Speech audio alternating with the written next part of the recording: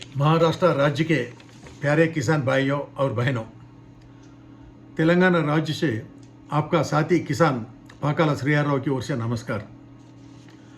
महाराष्ट्र राज्य विधानसभा चुनाव में हम सब किसानों का एक ही नारा होना चाहिए और वो है भाजपा को हराओ, किसानों को बचाओ।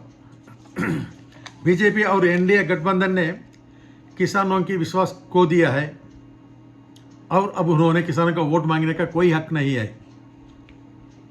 पिछले 10 सालों से नरेंद्र मोदी जी के नेतृत्व में केंद्र सरकार किसानों की आर्थिक स्थिति सुधारने के लिए कुछ भी नहीं किया। ये इस बात से साफ जाहिर होती है कि आज भी महाराष्ट्र में कोई भी किसान अपने परिवार के नाम पर केवल 10,000 रुपया भी बैंक में जमा नहीं कर सका। हमारा भविष्य और हमारे बच्चों के भविष्य बेहतर बनाने के लिए हमें सभी किसानों को एकजुट होकर नांदेड़ लोकसभा और राज्य विधानसभा चुनाव में कांग्रेस पार्टी गठबंधन के सभी उम्मीदवारों को भारी बहुमत से जीत दिलानी होगी, जिन्होंने अपना आर्थिक स्थिति सुधारने के लिए हर कदम उठाने का वादा किया है। हमारा माननीय प्रधानमंत्री श्री नरेंद्र मोदी जी और केंद्र सरकार ने 2016 वर्ष में किसानों की आयु 2022 वर्ष तक दुगनी करने का वादा किया था, लेकिन किसानों को धोखा दिया। भाजपा कहती है कि विभिन्न फसलों के एमएसपी न्यूनतम समर्थन मूल्य निवेश से 50% अधिक तय किया जाएगा, लेकिन वास्तव में वह बहुत कम एमएसपी तय करती है और किसानों को बहुत नुकसान करती है। विभिन्न फसलों के लिए घोषित बहुत कम एमएसपी को भी कानूनी गारंटी देने के लिए भाजपा सरकार इनकार करती है।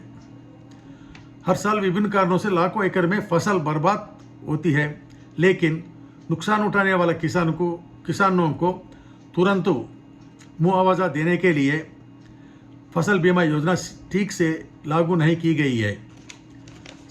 श्री नरेंद्र मोदी जी के नेतृत्व में अपने बैंकों ने धोखेबाज, लूटने वाला और बड़े बड़े कारोबारों को लाखों करोड़ रुपए का कर्ज दिया है और माफ़ी भी किया है, लेकिन हम मेहनती और ईमानदारी किसानों को निज कर्ज के उच्च ब्याज से बचाने के लिए केवल 2-3 लाख रुपया का कर्ज देने के लिए भी इनकार करती है।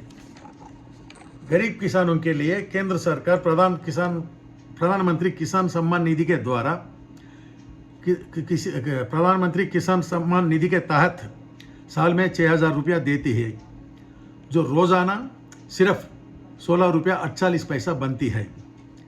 ये गरीब किसानों को मदद करने का तरीका नहीं है। अगर किसान विरोधी भाजपा नेतृत्व वाले गठबंधन को वोट दिए तो अगले 5 वर्षों तक हम सभी इसी तरह कर्ज के साथ जीना पड़ेगा।